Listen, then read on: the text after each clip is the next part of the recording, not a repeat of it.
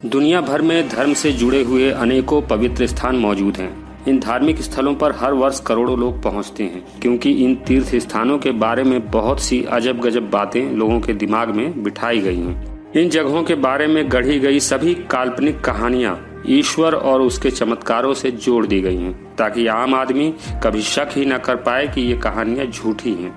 बीते हर युग में आम आदमी को किसी न किसी परमात्मा की जरूरत रही है, जो उसके जीवन से जुड़ी मनोकामनाओं को तो पूरी करे ही, साथ ही जीवन भर की गई उसकी भक्ति, इबादत या कहें कि चापलूसी के आधार पर मरने के बाद उसे बेहतर सुविधाएं प्रदान कर सके। इसलिए हर युग में ईश्वर के नाम पर मूढ़ने के नए नए आविष्कार किए जाते रहे।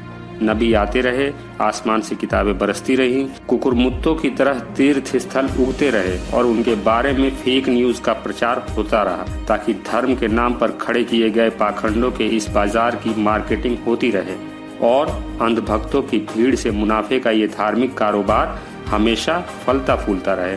ऐसा ही एक पवित्र स्थान अरब के मक्का शहर में स्थापित है। इसका नाम है काबा। इस तरह के तमाम धार्मिक अड्डों के बारे में दो अलग अलग बातें मौजूद होती हैं, जो एक दूसरे से बिल्कुल उलट होती हैं।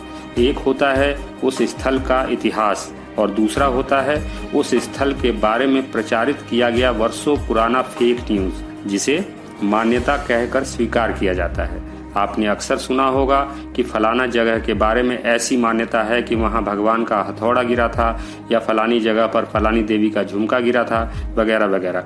इस तरह के फेक न्यूज या कहें कि मान्यताएं समाज की मानसिकता में यूं ही फिट नहीं हुए। इसमें बहुत मेहनत लगती है, प्रचार की जरूरत पड़ती है, झूठी किताबें रचनी पड़ती है। इस काम में वर्षों लग जाते हैं। कई पीढ़ियों की मेहनत के बाद फेक न्यूज का ये वायरस दिमागों की यात्राएं करते हुए सामाजिक मान्यता के रूप में स्थापित हो जाता है। इसके उलट उस स्थान का इतिहास उस जगह के बारे में फैलाई गई तमाम मान्यताओं से एकदम अलग होता है, क्योंकि इतिहास कपोल कल्पित गपबाजी पर नहीं चलता, बल्कि ये तथ्य, तर्क, शोध और प्रमाणों पर आधारित होता है। इसलिए इतिहास कभी भी मान्यताओं जैसा नहीं होता। दोनों में हमेशा जमीन आसमान का अंतर होता है। काबा के बारे में भी जो मान्यताएं प्रचलित हैं, वो सारी बातें वर्षों पुरानी फेक न्यूज पर ही आधारित हैं, जिसे किसी कालखंड के लोगों ने अपने लाभ के लिए इजाद किया। फिर उस स्थल के बारे में कई पीढ़ियों ने मिलकर फेक न्यूज फैलाया।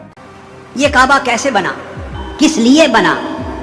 कि आदम अलैहिस्सलाम को अल्लाह रब्बुल इज़्ज़त ने जब जन्नत से उतारा ज़मीन पर, थोड़ा वक्त गुजरा तो आदम अलैहिस्सलाम को माला आला की याद आने लगी। कुछ अरसे में वो उदास हो गए। अर्ज किया, बारी ताला, तबीयत उदास रहती है, हर वक्त अर्श पे तेरा नाम सुनता था, यहां वो आवाज सुनाई नहीं देती। फिजाएं तेरे जिक्र से मामूर रहती थी और दिलो जान तेरे जिक्र को सुनकर मुअत्तर रहते थे। यहां तरस गया हूं, वो आवाज सुनाई नहीं देती, क्या करूं? अल्लाह रब्बुल इज़्ज़त ने इरशाद फरमाया कि आदम, फर्श पे अर्श बना देते हैं।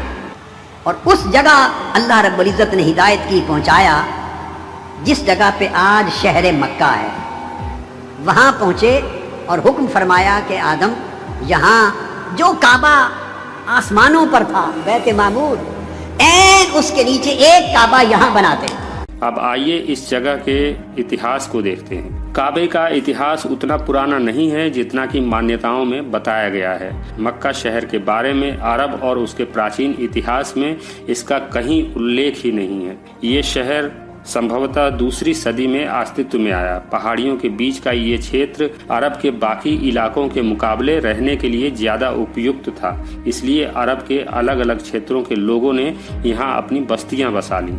अब सवाल ये है कि काबा कब बना?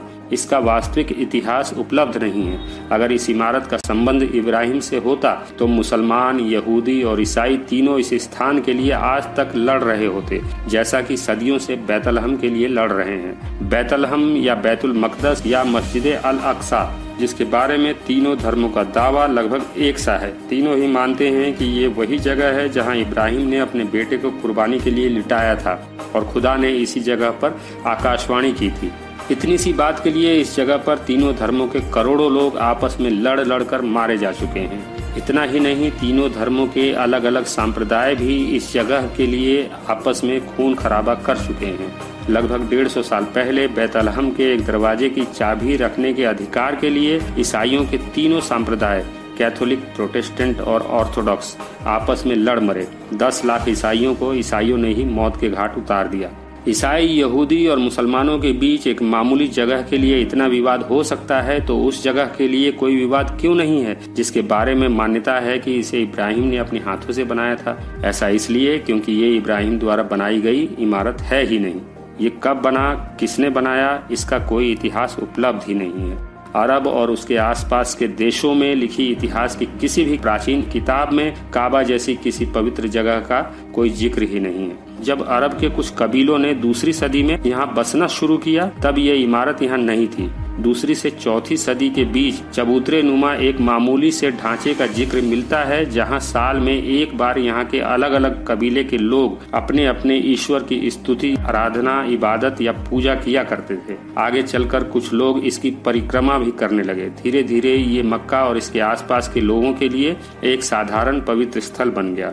442 ईस्वी में सीरिया से आकर मक्का शहर में बसने वाले कुसै इब्न किलब नाम का एक शख्स अपने कबीले के साथ यहाँ आकर बस गया और उसने जल्द ही मक्का शहर पर अपना दबदबा कायम कर लिया। उसने खुद को इब्राहिम के वंश से जोड़ दिया और इस मामूली चबूतरे पर चारों ओर से दीवारें बनवा दी। जल्द ही कुसै ने इस जगह को एक भव्य इमारत में बदलकर इसे इब्राहिम द्वारा बनवाई गई इमारत घोषित कर दिया और खुद ही काबे का इंचार्ज भी बन बैठा। इसके बाद कुसै इब्न किलब ने इस इमारत के बारे में दूर दूर तक प्रचार करवा दिया, जिससे हुआ ये कि एक साधारण सी जगह मशहूर हो गई। दूर दूर से लोग यहाँ आने लगे। धीरे धीरे कुसै ने इस जगह को धार्मिक बाजार में बदल दिया। कुसै से पहले का मक्का शहर अरब का एक मामूली व्यापारिक केंद्र था, जिसे कुसै ने तीर्थ स्थल में बदल दिया। धर्म को व्यवसाय से जोड़कर कुसै ने मक्का शहर को अरब का सबसे महत्वपूर्ण व्यापारिक केंद्र बना दिया।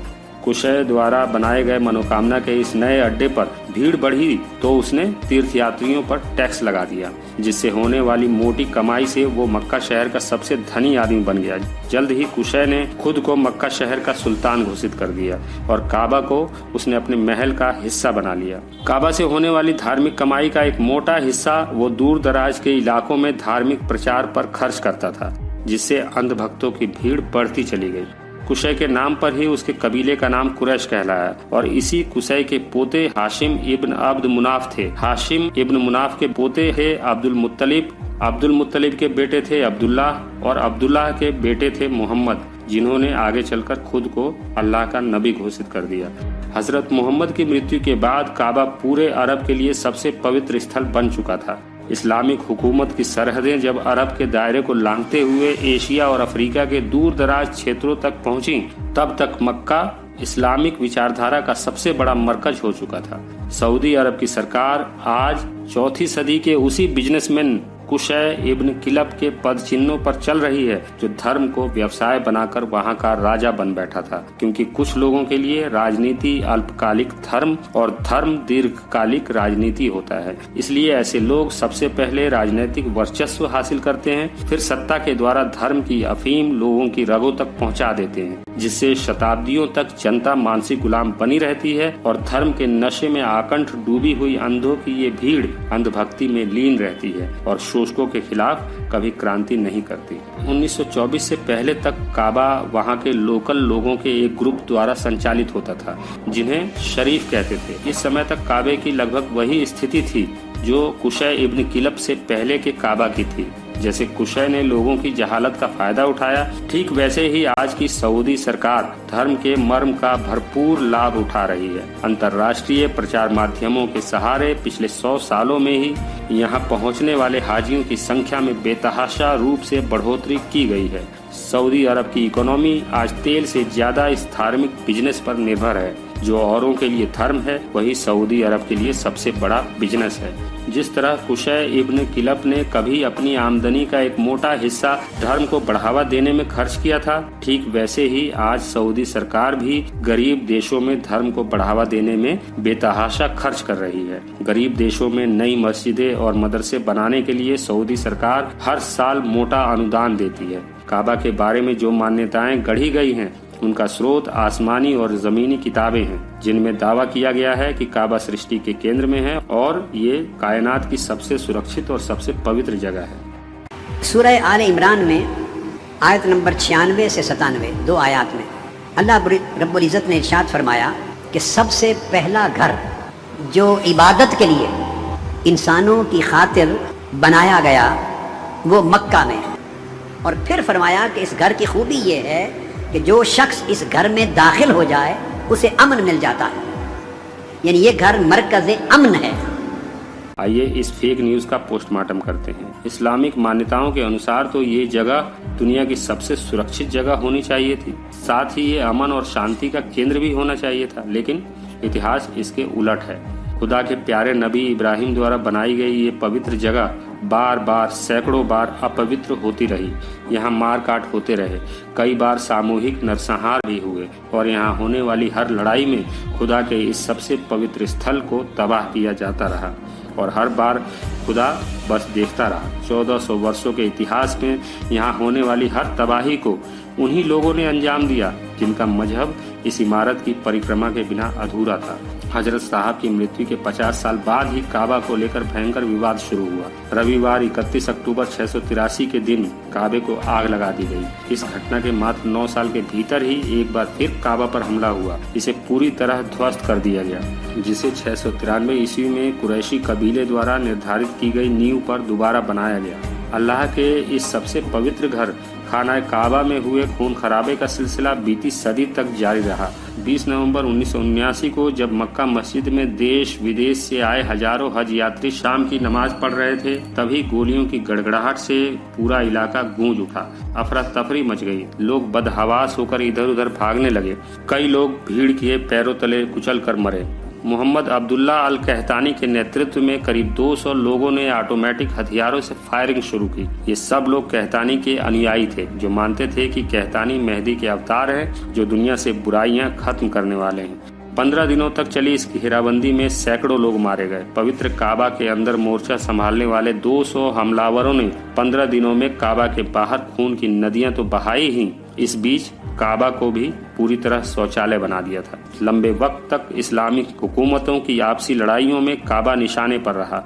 तोड़ा जाता, समझौते होते, फिर हर बार की तरह फिर से बना दिया जाता। तोड़ने वाले लोग ही फिर हज के दौरान उस इमारत का तवाफ करते और खुदा से हर बार माफी मांगते और अपनी नस्लों को समझाते कि काबा खुदा ने सबसे पहले अपने हाथों से बनाया, फिर आदम ने उसका पुनर्निर्माण किया, फिर इब्राहिम ने उसे आकार दिया और मोहम्मद ने इसे संवारा। इसलिए ये खुदा की सबसे पवित्र जगह है। जिंदगी में एक बार इसके दर्शन जरूर करना, ये अल्लाह का हुक्म है, इसके बिना इस्लाम अधूरा है, वगैरह वगैरह। यही है दुनिया के सबसे पवित्र स्थल की सबसे कड़वी हकीकत। पिछले 10 वर्षों में ही 10,000 से ज्यादा तीर्थयात्री जो अल्लाह के इस सबसे सुरक्षित और सबसे पवित्र स्थान पर हज करने गए थे, यहाँ हुई दुर्घटनाओं का शिकार होकर बेमौत मारे गए।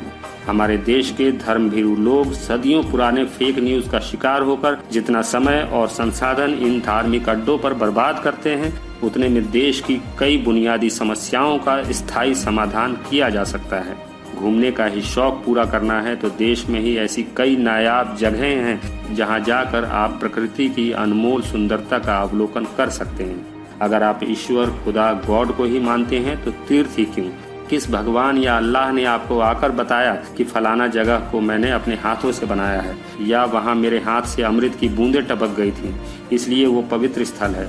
वहाँ जाओ और अपना कीमती समय और संसाधन लुटवाओ, इसका सवाब मैं तुम्हें मरने के बाद दूंगा। जिन किताबों में ऐसा लिखा है वे आसमान से नहीं टपकी, यहीं के लोगों ने फेक न्यूज के इन साहित्यिक कचरों को रचा है। तमाम धार्मिक गिरोहों ने सदियों से धर्म और ईश्वर के नाम पर आस्था और मान्यताओं का जो प्रोपेगेंडा फैलाया है, उसका सबसे बड़ा शिकार आम आदमी ही हुआ है। ना जाने कब से धर्म और ईश्वर के नाम पर खड़े किए गए पाखंडों के ऐसे तमाम अड्डों पर लोग जाते रहे हैं, अपना कीमती समय और संसाधन बर्बाद करते रहे हैं, लेकिन इससे हासिल क्या हुआ? कुछ भी तो नहीं।